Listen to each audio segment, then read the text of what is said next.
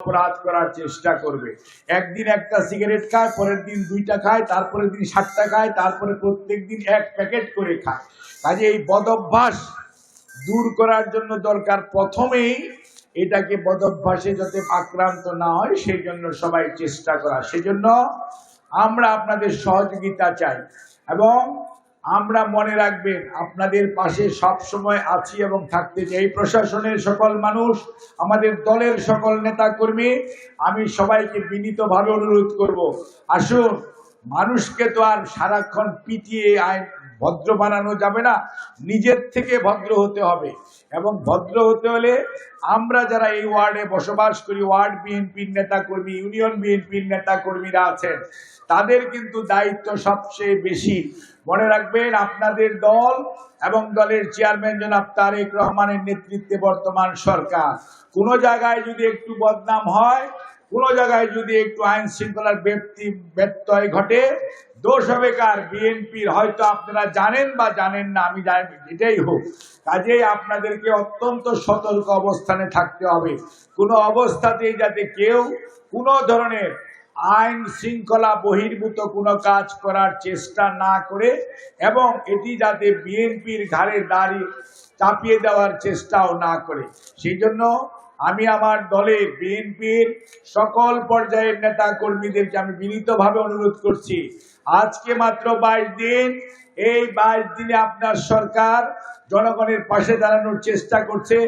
আপনারা আমাদের সরকার তথা আমাদের নেতা জনাব তারেক রহমানের পাশে দাঁড়ানোর চেষ্টা করেন, সরকারের কর্মসূচিকে সঠিকভাবে বাস্তবায়ন করার চেষ্টা করেন।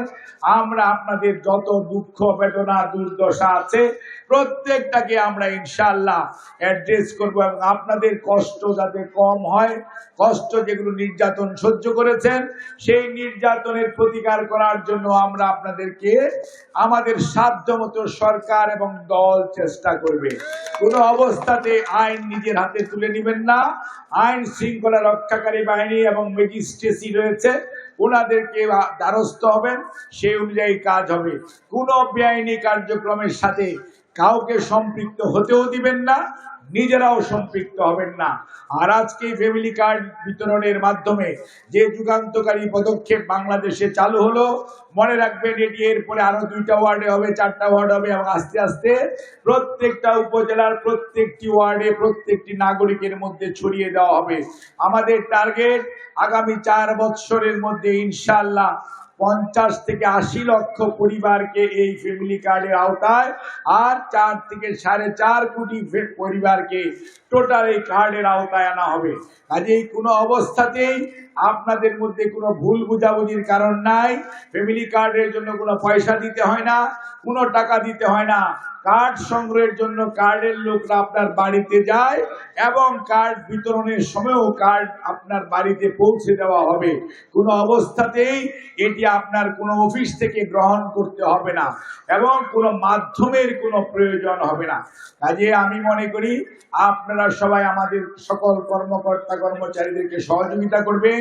বিশেষ করে আজকের এই মহাযজ্ঞ যেটি শুরু হলো, এটি পালন করতে যে গত 23 তারিখ থেকে আজ পর্যন্ত জেলা প্রশাসক সহ জেলা পর্যায়ের কর্মকর্তা, উপজেলা নির্বাহী কর্মকর্তা সহ উপজেলা পর্যায়ের সমাজ কল্যাণ সহ বিভিন্ন পর্যায়ের আমাদের যে কর্মকর্তারা উপজেলা পর্যায়ে রয়েছেন এবং ইউনিয়ন পর্যায়ে আমাদের যে কর্মকর্তারা এবং কর্মচারীরা আছেন, ইউনিয়নের নিচে ওয়ার্ড পর্যায়েও আমাদের কিছু হেলথের স্টাফ আছে, আমাদের এগ্রিকালচারের স্টাফ আছে।